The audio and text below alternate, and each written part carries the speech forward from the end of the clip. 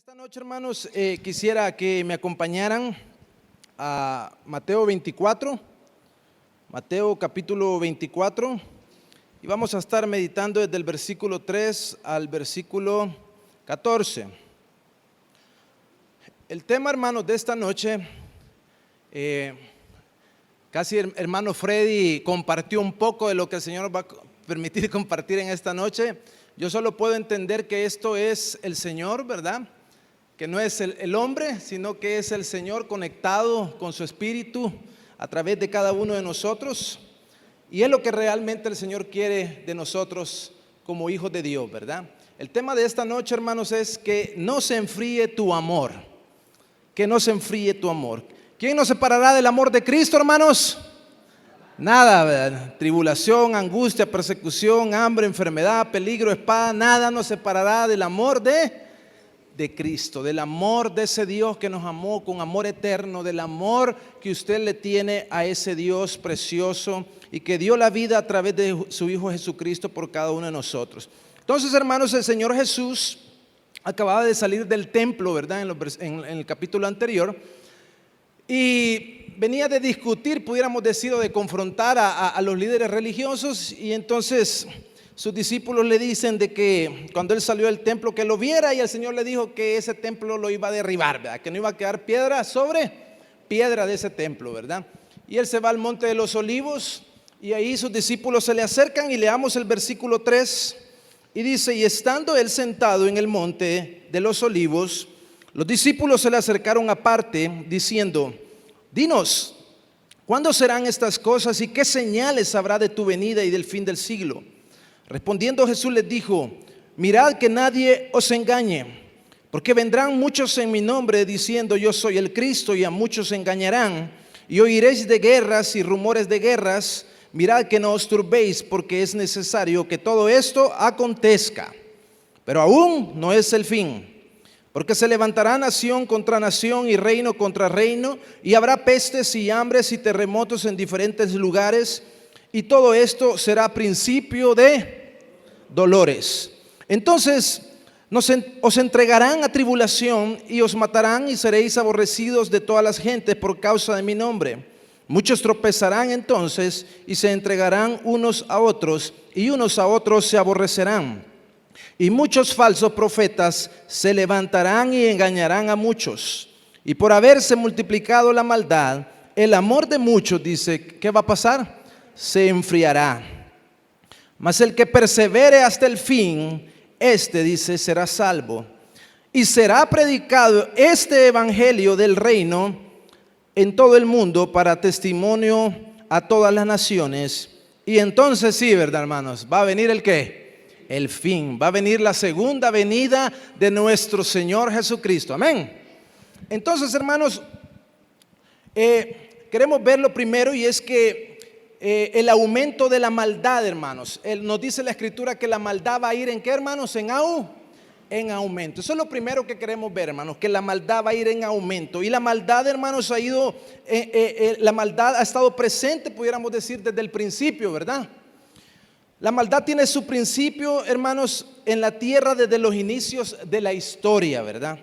Desde la caída del hombre, hermanos, donde Adán desfiguró la imagen perfecta de Dios, cuando él le desobedeció, cuando él pecó contra su Dios, cuando le desobedeció, porque Dios, hermanos, le había hecho sin pecado, ¿verdad, hermanos? El Dios eterno, el Dios soberano, Yahweh, lo había creado.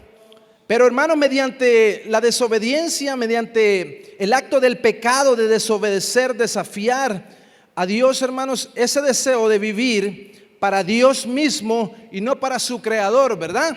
Porque Adán, hermanos, desechó el vivir para su creador y prefirió mejor vivir para sí mismo. Pero como consecuencia, hermanos, Adán dañó su relación con Dios al pecar. En la caída, Adán dañó su relación con Dios. Adán dañó su relación consigo mismo. Adán dañó la relación con sus prójimos, ¿verdad? Con sus compañeros. Adán también, hermanos, rompió la relación con el resto de la creación. Y de ahí, hermanos, comenzamos a ver y a sufrir los efectos de la maldad Al ver posteriormente en los versículos posteriores a un Caín que mata a su hermano, ¿verdad? Que se ensaña contra su hermano y su hermano de carne y lo mata. Posteriormente también, capítulos siguientes, hermanos, vemos a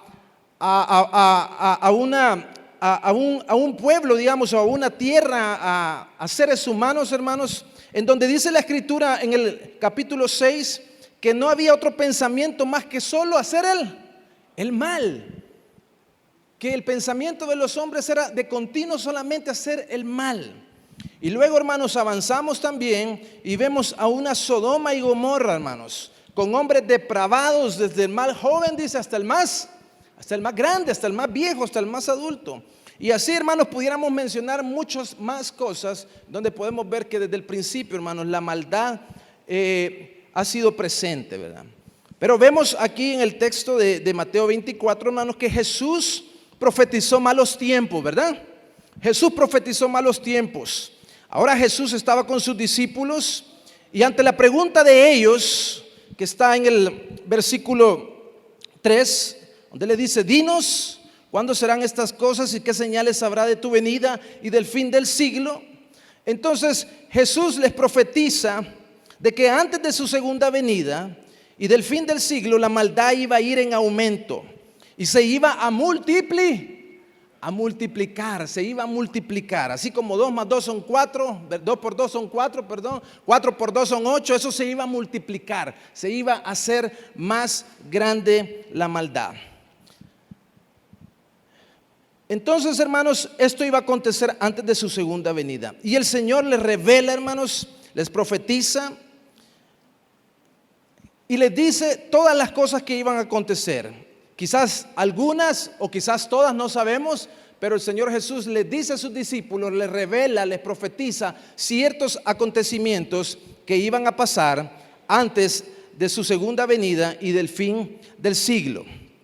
Y entonces, pero el Señor Jesús, hermanos, hace una diferencia de dos grupos de eventos que marcarían su segunda venida y el fin del siglo. Y esa, pudiéramos decir, separación, esa agrupación de eventos, la podemos ver en Mateo 24, capítulo 4 y versículo 8, que dice, primeramente el Señor Jesús le dice: mirad que nadie os engañe, hermanos. O sea, van a haber tiempos de mucho engaño, va a haber tiempos de mucha falsedad, tiempos de mucha mentira. Y luego dice el 5, porque vendrán muchos en mi nombre, diciendo: yo soy el Cristo. O sea, habrán muchos anticristos, muchos que dirán que vienen en el nombre del Señor, incluso que son el mismo Señor. ¿Y qué va a pasar, hermanos? Que a muchos van a engañar también.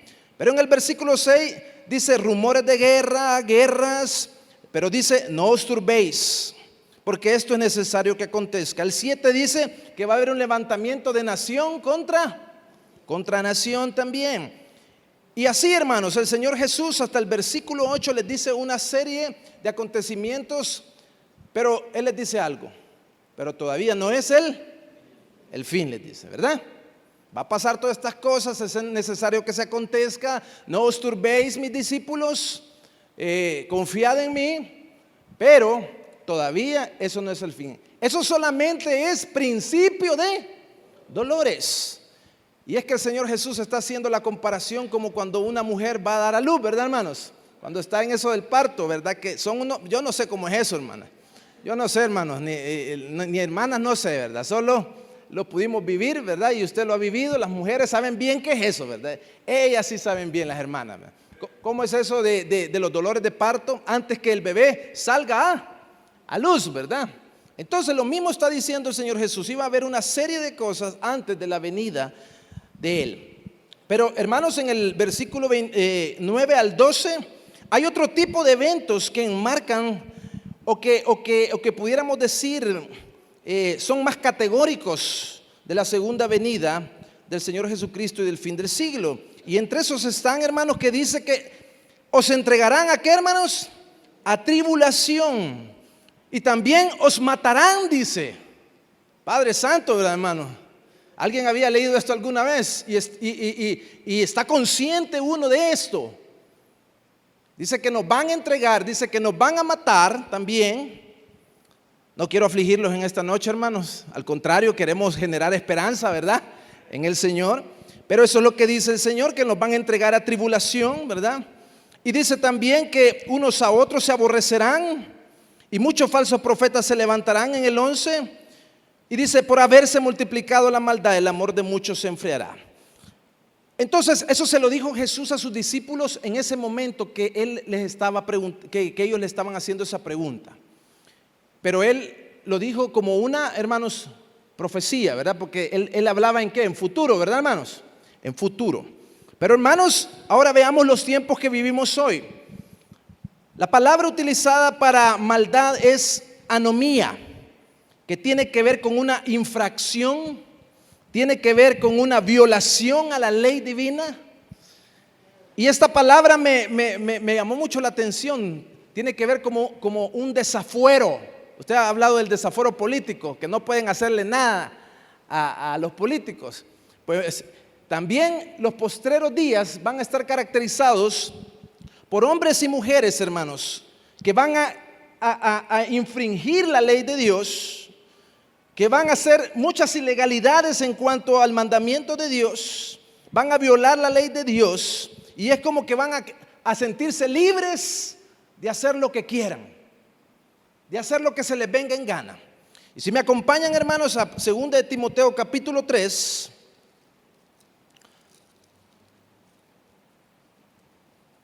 2 de Timoteo capítulo 3 y versículo del 1 al 13. 2 de Timoteo capítulo 3 y versículo del 1 al 13. Aquí, hermanos, Pablo le está diciendo a Timoteo cuál iba a ser esa característica de esos hombres de los postreros días, de los mismos que el Señor Jesús habló a sus discípulos. Y él le dice estas palabras también, miren, hermanos, en el versículo 1. También debes saber esto, Timoteo, que en los postreros días, ¿cuáles son esos postreros días? Los mismos tiempos que Jesús estaba profetizando y que ya estaban en acción después de que Jesús se fue, ¿verdad, hermanos? Entonces dice, también debes saber esto, que en los postreros días vendrán tiempos, ¿cómo, hermanos? Peligrosos, dice. Porque habrá hombres amadores de sí mismos, avaros, vanagloriosos, soberbios, blasfemos, desobedientes a los padres, ingratos, impíos, sin afecto natural, implacables, calumniadores, intemperantes, crueles, aborrecedores de lo bueno, traidores, impetuosos, enfatuados, amadores de los deleites más que de Dios, que tendrán apariencia de piedad, pero negarán la eficacia de ella. A estos, le decía Pablo a Timoteo, evita, con estos no te metas, con estos no te juntes, decía, ¿verdad? Porque de estos son los que se meten, dice, mire, estos son algunas de las cosas que menciona que estos hombres hacían o harán también, porque de estos son los que se meten en las casas y llevan cautivas a las mujercillas cargadas de pecados, arrastradas por diversas concupiscencias. Bueno, y ahí les da una exhortación a las mujeres, ¿verdad? Pero vamos a ver el 8. Y de la manera que Janes y Jambres resistieron a Moisés, o sea, resistieron a la autoridad, resistieron a la ley del Señor, así también estos resisten, ¿a qué, hermanos? A la verdad, resisten a los mandamientos, a la verdad, al mensaje de Dios, a la palabra de Dios. Hombres, ¿cómo son? Corruptos de entendimiento, réprobos en cuanto a qué, hermanos? A la fe, mas no irán más adelante, dice, porque su insensatez será manifestada a todos, como también lo fue a aquellos. Hermanos, entonces podemos ver, hermanos, cómo Pablo le decía a Timoteo que esos tiempos peligrosos que él le hablaba iban a estar caracterizados por hombres, y no solamente hombres, sino que también mujeres, con este desamor, con esta falta de amor, con todo este carácter, pudiéramos decir, enfriado, ¿verdad? Con este carácter pecaminoso, con este carácter malo. Por eso decía, habrán tiempos malos. Pero, hermanos, hoy en día también nosotros, ahora en este tiempo, Estamos experimentando tiempos malos, ¿verdad? Estamos experimentando tiempos malos. Mire, por ejemplo, algunas cosas que a nivel mundial se han dado. Dice acá, hemos oído, hermanos, de abusos sexuales a menores que ha sacudido estos últimos tiempos en las noticias y que nosotros hemos sido, pudiéramos decir, testigos, espectadores en cuanto a que hemos oído esas noticias. Por ejemplo, mire, en México y en Brasil se rompieron históricos récords, dice, de asesinatos en el año 2017 también. Hermanos, en El Salvador, uno de los países más violentos aquí donde vivimos, ha sido catalogado como uno de los países más violentos, difíciles. Nicaragua, decía hermana Elcita también, difícil la situación, ¿verdad? Y así hemos visto, hermanos, mucha convulsión, mucho tiempo, mucha maldad, pudiéramos decir. Y también, hermanos, vemos cosas como trata y tráfico de personas, extorsión, exterminio, terrorismo, drogas 100 veces más fuertes, tecnología incitando al suicidio, hermanos. No sé cuántos se dieron cuenta de una aplicación que se llamaba La Ballena Azul. No sé cuántos lo oyeron, ¿verdad? Pero eso incitaba a los niños y a los jóvenes a suicidarse. Y así, hermanos, el aumento de la maldad está tan fuerte en nuestros tiempos que eso verdaderamente nos preocupa, ¿verdad, hermanos? Ahora, lo que nos puede preocupar más de cualquiera de todas estas cosas antes mencionadas, de las que Jesús dijo, terremotos, rumores de guerra, porque hemos oído rumores de guerra, ¿verdad, hermano? Ya de poco me preocupaba al oír a Estados Unidos con Rusia, ¿va? Yo decía, de repente esto va a estallar, de repente va a haber una guerra, que sería la tercera guerra, ¿verdad? Mundial, ¿verdad? Va a haber una guerra y le entra temor a uno, ¿verdad, hermanos? Y así tanta cosa que vivimos nos entra temor, y como decía nuestro hermano Freddy, nuestro pastor Freddy, esas cosas hacen que uno muchas veces se desanime, hace que uno muchas veces se entristezca, que pierda, pudiéramos decir, el deseo de seguir adelante, ¿verdad? En este camino del Señor. Pero hermanos, quizás algo que nos puede preocupar más de todas estas cosas y de las noticias que mencionábamos es cuando vemos la maldad infiltrada en medio de la iglesia. Eso sí preocupa más, ¿verdad, hermanos? Cuando vemos la maldad infiltrada en la iglesia, cuando vemos características de hombres y mujeres dentro de la iglesia del Señor, y nosotros últimamente hemos sido testigos de muchas de estas cosas. Eso sí, realmente, hermanos, eso preocupa más, porque dice, hermanos, que estas cosas, esta maldad viene de hombres y mujeres que dicen amar a Dios, que dicen creer en Dios, y que la Escritura les dice que tienen apariencia de ¿qué? De piedad. O sea, hombres y mujeres que tienen apariencia de piedad, y que uno los ve y que uno los mira, y que mucha gente, porque creo que ninguno de nosotros, primero Dios, ¿verdad? Los idolatramos, ¿verdad? Creen en estas personas, y son hombres y mujeres que dice la Escritura que tienen apariencia de piedad, pero ellos negarán la eficacia de ella, y que estos hombres y mujeres no van a avanzar, hermanos, como Dios ha prometido que van a avanzar aquellos que son de Él, que van a perseverar. Entonces, hermanos, vivimos en tiempos malos, vivimos en tiempos muy malos. Pero lo segundo, hermanos, que queremos ver, vamos a apoyarnos aquí porque la impresión como que... Lo segundo que queremos ver, hermanos, es que dice el texto del versículo 12 que el amor de muchos, ¿qué va a pasar? Dice, se va a enfriar. El amor de muchos se enfriará. Jesús, hermanos, advirtió a sus discípulos que como consecuencia de tanta maldad, no solo externa, sino que también maldad interna que vamos a experimentar como hijos de Dios, a la par de nosotros quizás vamos a experimentar muchas veces esa maldad interna, porque recordemos, hermanos, que el Señor Jesús le estaba hablando a ¿quiénes? Y estaba hablando de ¿quiénes? De sus discípulos, de aquellos que le seguían. Y entonces, producto de eso, hermanos, el amor de muchos se iba a enfriar en medio de la iglesia del Señor. Y esto provocaría que muchos se desanimaran y que se enfriaran en su amor. Ahora, ¿a qué amor el Señor Jesús se estaba refiriendo cuando le decía a sus discípulos que muchos se iban a enfriar? Que por haberse multiplicado la maldad, el amor de muchos se iba a enfriar. ¿De qué amor estaba hablando, hermanos? Pues bueno, del amor, hermanos, que Él había venido a enseñarles. Jesús descendió del cielo para enseñarles el verdadero amor a sus discípulos y para enseñarnos el verdadero amor a cada uno de nosotros también. Y ese amor, hermanos, es el amor con que Él les había amado a ellos, dice la Escritura también. Y ese amor con que Él nos ha amado a nosotros también.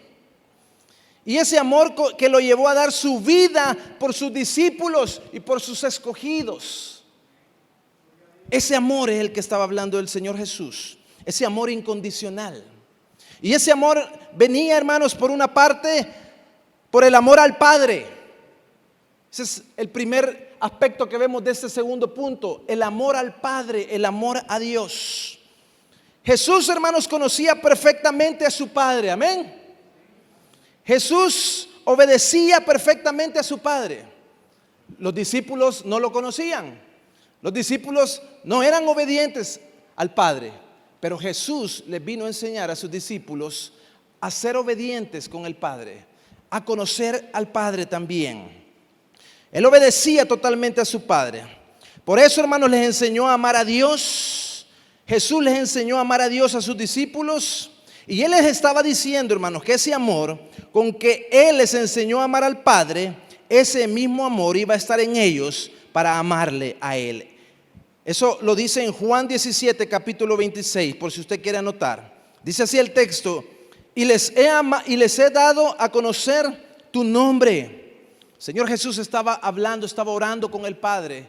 Y Él en su oración le dice al Padre: Señor, Padre mío, yo le he dado a conocer a mis discípulos tu nombre. Yo les he dado a conocer a mis discípulos tu amor. Y dice: les he dado a conocer tu nombre y lo daré a conocer aún, para que el amor con que me has amado esté ¿en quién? En ellos, en sus discípulos.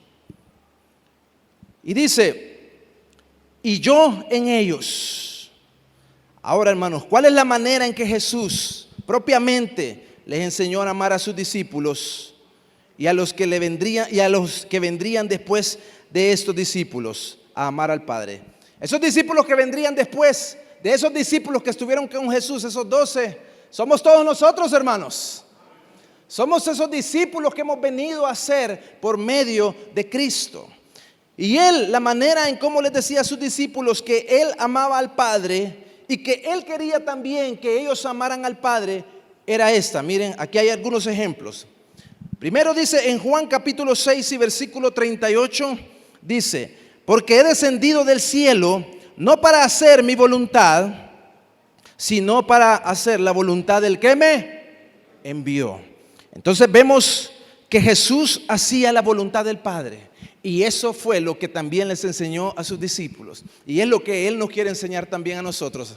Y nos está enseñando, amén, hermanos, a hacer la voluntad del Padre. ¿Cuántos queremos hacer la voluntad del Padre? También algo que Jesús les enseñó a sus discípulos y nos está enseñando a nosotros como sus discípulos de hoy en día, es lo que está en Juan capítulo 5 y versículo 19.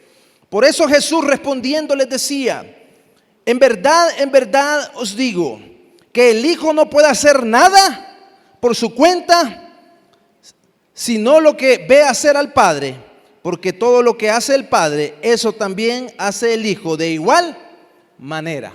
Jesús también les enseñó a sus discípulos y nos quiere enseñar a nosotros, hermanos, que tenemos que tener dependencia del Padre. Amén. Que tenemos que tener dependencia de Dios. Eso es lo que Jesús vino a enseñarnos. A sus discípulos con los que estuvo, pero también a nosotros que ahora somos sus discípulos. Que otra cosa, hermanos, el Señor Jesús enseñó a sus discípulos y nos está enseñando a nosotros. Y es lo que dice en Juan capítulo 10:30. Yo y el Padre somos uno. Señor Jesús le enseñó a sus discípulos de que Él y el Padre eran uno. Eso tiene que ver, hermanos, con una relación con el Padre. Jesús tenía relación con su Padre. Y eso es lo que el Señor Jesús quiere que cada uno de nosotros también, hermanos, tengamos una relación personal, viva con el Padre. Amén. Lo otro que el Señor Jesús les enseñó es lo que está en Juan 10:15, que dice: de igual manera que el Padre me conoce y yo conozco al Padre y doy mi vida por las ovejas. ¿Qué es otra cosa que el Señor Jesús le enseñó a sus discípulos? Conocer al Padre.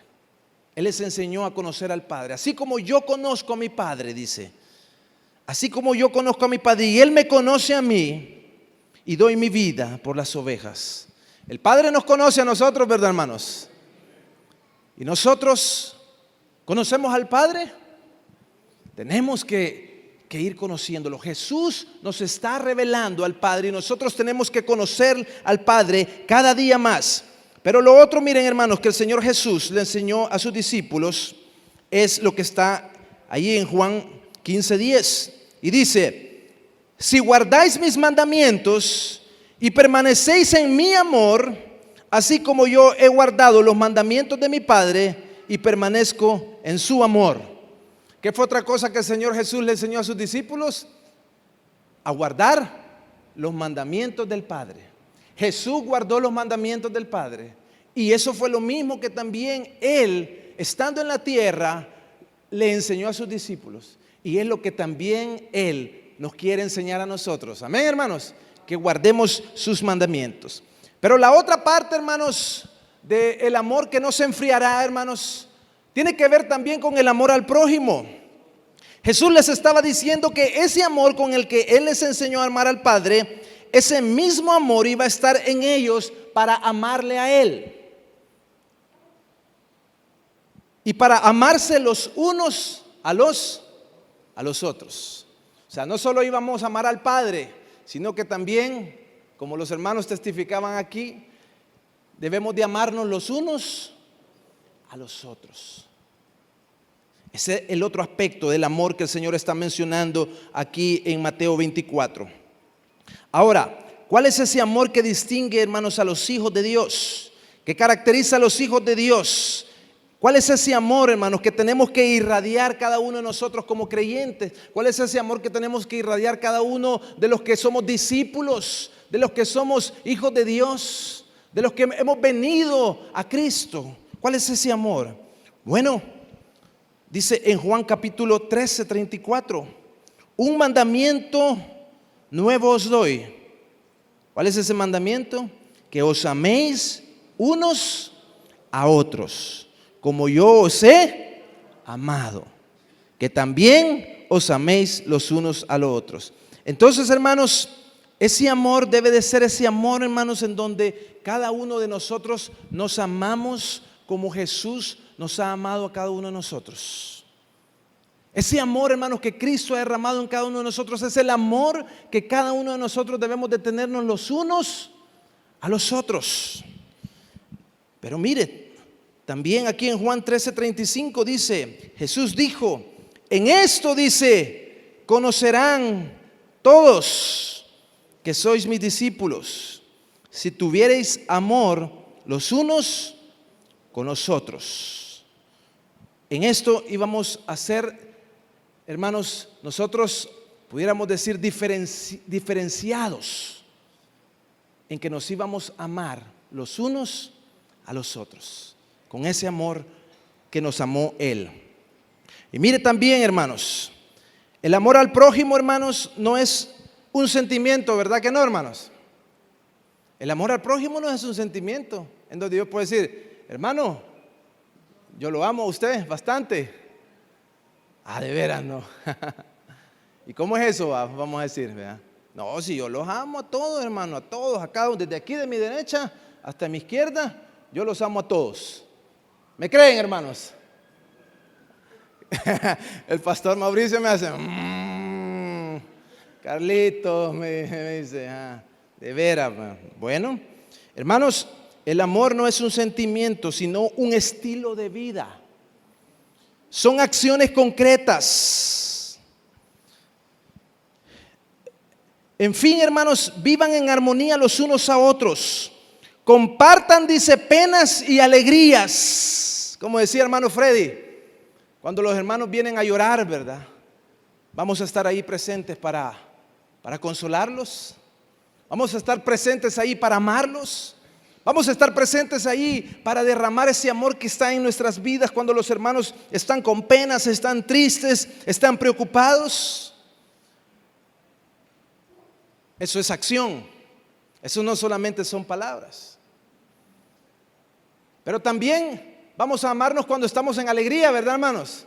Por eso que cuando cumplimos años, ¿verdad? Celebramos cumpleaños, 15 años y todo. Ahí estamos también, ¿verdad?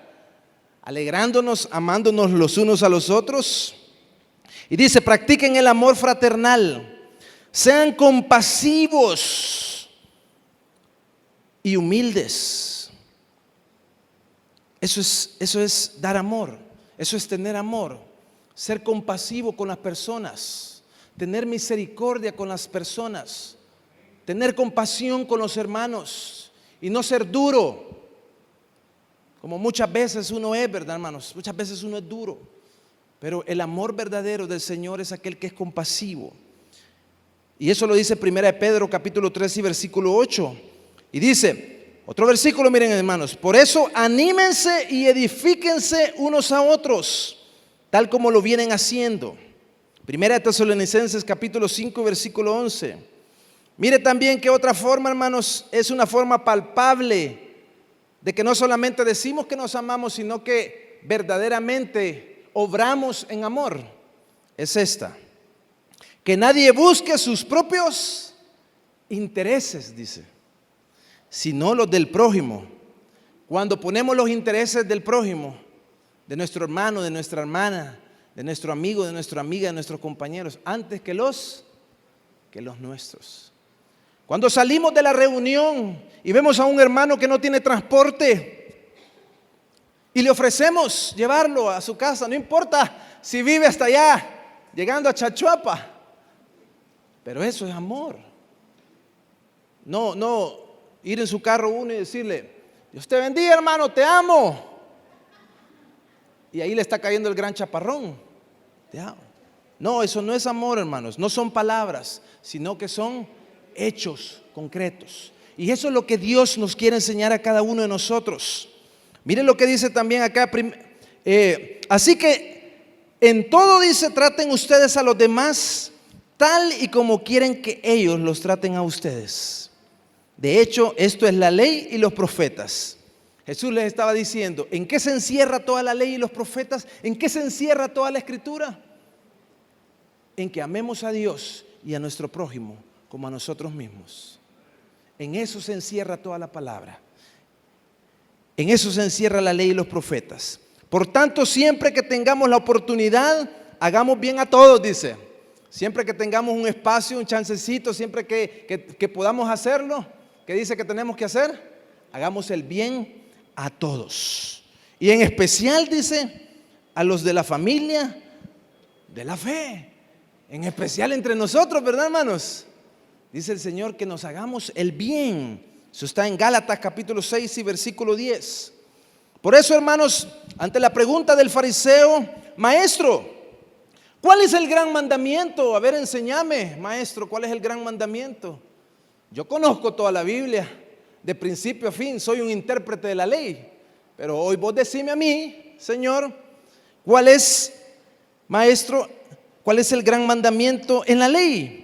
Y viene Jesús, hermanos, y le responde a este fariseo y le dice, amarás al Señor tu Dios con todo tu corazón, con toda tu alma y con toda tu mente y con todas tus fuerzas. Este es el primero y más grande mandamiento. No hay otro mandamiento más grande que este, en que amemos a Dios como Cristo nos enseñó a amarlo al Padre. Amén. No hay otro mandamiento más grande que este. Pero dice, y el segundo, amar al Padre, amar a Dios es el más grande mandamiento de todos. Pero también hay un segundo que no se te olvide. Ese segundo mandamiento es semejante. No es igual, pero es semejante. Es bastante parecido, bastante igual. Y ese mandamiento es el segundo: amarás a tu prójimo en la medida que te amas a ti mismo.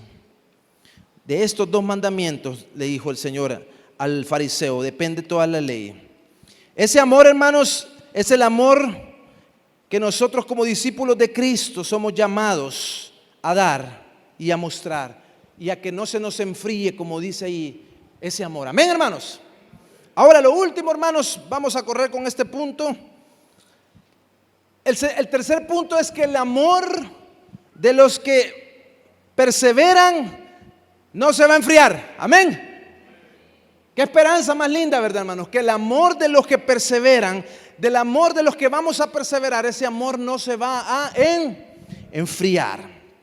Dice el versículo 13: pero el que se mantenga firme hasta el fin será salvo. Y este evangelio del reino, dice, será predicado en todo el mundo como testimonio a todas las naciones, y entonces va a venir el fin. Amados hermanos, el Señor Jesús lo que les estaba diciendo a sus discípulos es que el amor que Él había puesto en ellos, el amor que les había enseñado a ellos, de amar al Padre y de amar al prójimo, y ese mismo amor que Dios nos está enseñando a nosotros, hermanos, a amarlo a Él por sobre todas las cosas y amar a nuestro prójimo como a nosotros mismos, ese mismo amor no se iba a enfriar en sus escogidos. Amén.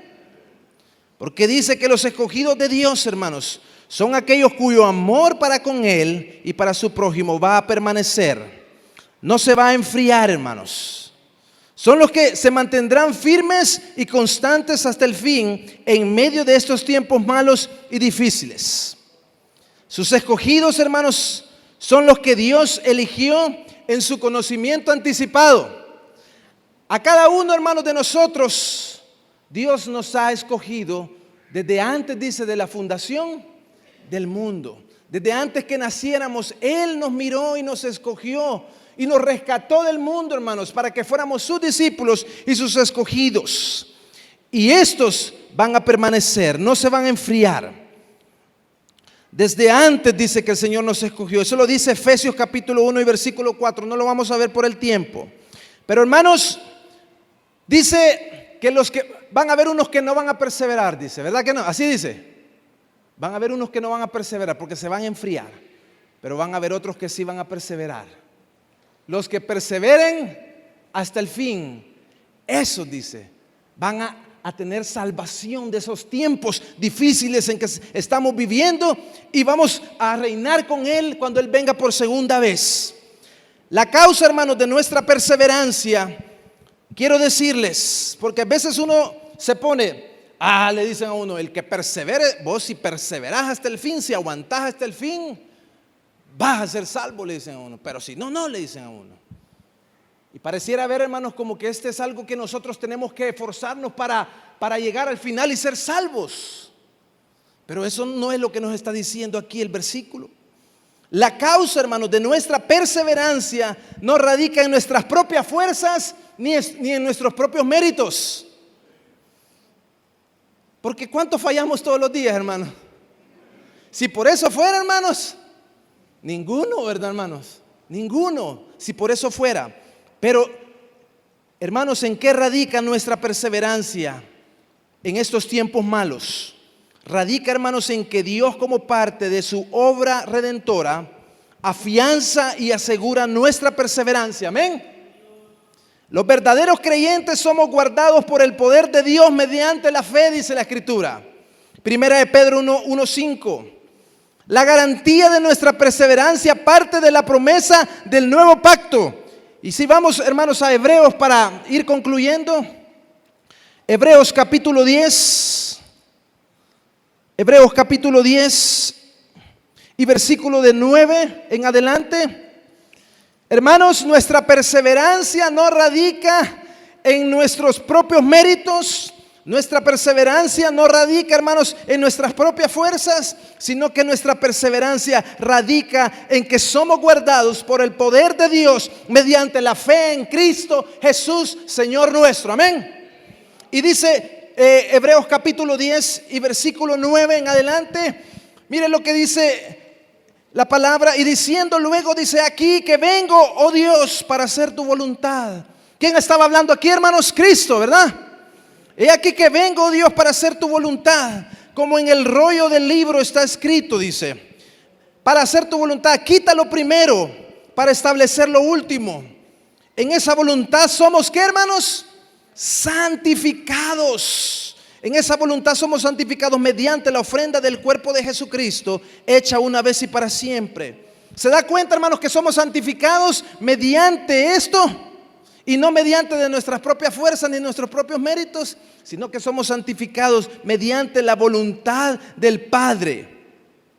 Y dice el versículo 11, y ciertamente todo sacerdote está día tras día ministrando y ofreciendo muchas veces los mismos sacrificios que nunca pueden quitar los pecados. Estaba hablando de la forma antigua de la ley, de cómo cuando uno pecaba, ¿verdad? Y iba a pedir perdón al Señor y traía una ofrendita, ¿verdad? Pero cada vez que uno estaba pecando tenía que traer una ofrenda. Pero miren lo que dice aquí el versículo 12. Miren, hermanos, esta es la obra de Cristo. Pero Cristo dice, habiendo ofrecido una vez para siempre un solo sacrificio por los pecados, se ha sentado a la diestra de Dios. De aquí en adelante, esperando hasta que sus enemigos sean puestos por estrado de sus pies. Su segunda venida, ¿verdad, hermanos? Porque con una sola ofrenda, dice. ¿Cuál ofrenda, hermanos? El sacrificio de Cristo. El sacrificio del Cordero de Dios.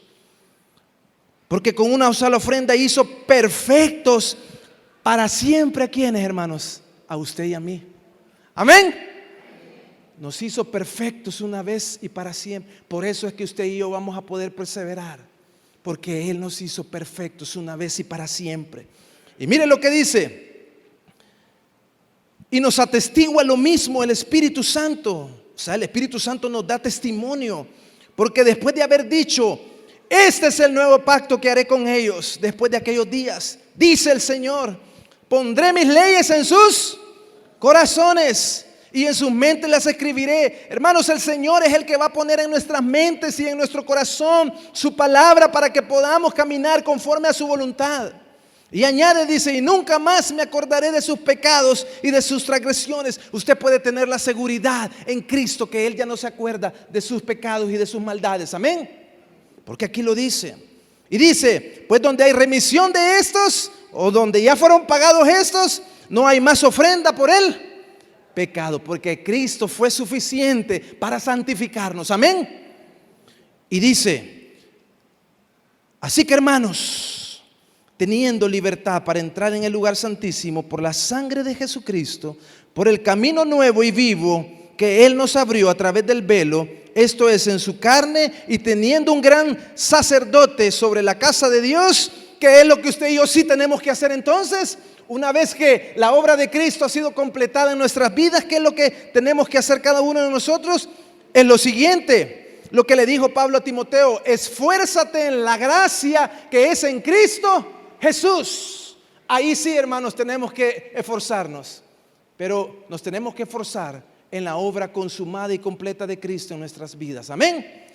¿Qué es lo que tenemos que hacer? Acerquémonos, dice el versículo 22, con corazón sincero, en plena certidumbre de fe, purificados los corazones de mala conciencia y lavados los cuerpos con agua pura, mantengamos firme nuestra fe sin fluctuar la profesión de nuestra esperanza, porque fiel es el que, ¿qué, hermanos?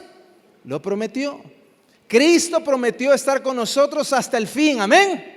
Cristo dijo, y aquel que comenzó la buena obra en nosotros, ¿habrá de qué, hermanos? De terminarla. ¿Se da cuenta por qué sí vamos a poder perseverar los que somos de Cristo? Qué esperanza más gloriosa, ¿verdad, hermanos? De que usted y yo vamos a perseverar en estos tiempos finales. De que a pesar, como decía nuestro pastor Freddy, que vivamos en tiempos peligrosos. Yo no sé qué es lo que usted está viviendo en estos momentos en su trabajo, en su casa. Como iglesia vivimos tiempos difíciles, como país vivimos tiempos difíciles, como mundo vivimos tiempos difíciles. Yo no sé, hermanos, qué situación podamos estar viviendo difícil. Pero Dios nos promete, hermanos, que nosotros vamos a permanecer hasta el fin. Por eso dice el 23, mantengamos firme sin fluctuar la profesión de nuestra fe. Esa es la profesión, hermanos, que somos discípulos de Cristo. Y esa debemos de mantener. Nuestra esperanza, porque fiel es el que lo prometió. Y considerémonos unos a otros. Ahí viene el amor al prójimo, mire. Y considerémonos unos a otros para estimularnos ¿en qué? En amor. Para estimularnos al amor. ¿Y a qué, hermanos? A las buenas obras, las cuales Él preparó desde antes de la fundación del mundo para que nosotros podamos caminar en ella, ¿verdad, hermanos? Y dice, no dejando, dice, ¿de qué? Esas son las cosas que nosotros tenemos que hacer. No dejando de venir al ayuno, como nos invitaba el pastor. No dejando de orar. No dejando de leer la palabra del Señor, de estudiar la palabra del Señor. No dejando de hacer las buenas obras que Él ya preparó para nosotros, para que caminásemos en ellas. Y por supuesto, como decía hermana Elcita también, no dejando de congregarnos como algunos tienen por costumbre, sino, ¿qué tenemos que hacer, hermanos? En vez de pelearnos, ¿verdad? En vez de tener envidia, en vez de tener amargura, en vez de tener pleitos, en vez de tener tantas cosas tantas cosas malas que debemos de hacer. Mire lo que dice, exhortándonos, y tanto más cuando veis que aquel día, ¿cuál día? El de la segunda venida de Cristo se acerca. ¿Qué es lo que tenemos que estar haciendo los discípulos de Cristo, hermanos? Amando a Dios y amando a nuestro prójimo. Pero lo último, hermano, final es lo que dice el versículo 14. Y será predicado este evangelio del reino en todo el mundo para testimonio a todas las naciones, y entonces vendrá el fin. ¿Quiénes, hermanos, son los llamados a cumplir la gran comisión? Los discípulos de Cristo, sus escogidos. Hermanos, Dios quiere que cada uno de nosotros, hermanos, prediquemos su evangelio, amén. Dios quiere que cada uno de nosotros llevemos su palabra hasta los confines de la tierra. Porque ahí, hermanos, cuando sus discípulos que van a perseverar, que somos cada uno de nosotros que hemos recibido a Cristo como nuestro Señor y Salvador, Él nos va a hacer perseverar, pero también dice que nos va a dar poder, dicen Hechos, ¿verdad? Y recibiréis ¿el qué? Poder, cuando haya venido sobre vosotros el Espíritu Santo, y me seréis testigos. ¿A dónde, hermanos? En Jerusalén, Judea, Samaria y hasta lo último de la tierra. Miren, hermanos, ese es el poder que nos va a dar el Señor. ¿Qué tal si nos ponemos de pie, hermanos, en esta noche? Y qué esperanza más gloriosa en que podamos en esta noche decirle al Señor: ¿quién nos separará del amor de Cristo? Nada ni nadie, hermano, nos va a separar del amor. En esta noche, hermano, si usted ha estado desanimado, desanimada, si su amor se ha visto enfriado un poco, hermanos, por la situación de maldad que experimentamos día a día, quiero decirle que hay una esperanza gloriosa en Cristo en esta noche para cada uno de nosotros, que Él, hermanos, nos va a sostener y nos va a dar la gracia para perseverar hasta el final. Amén. Pero si alguno aquí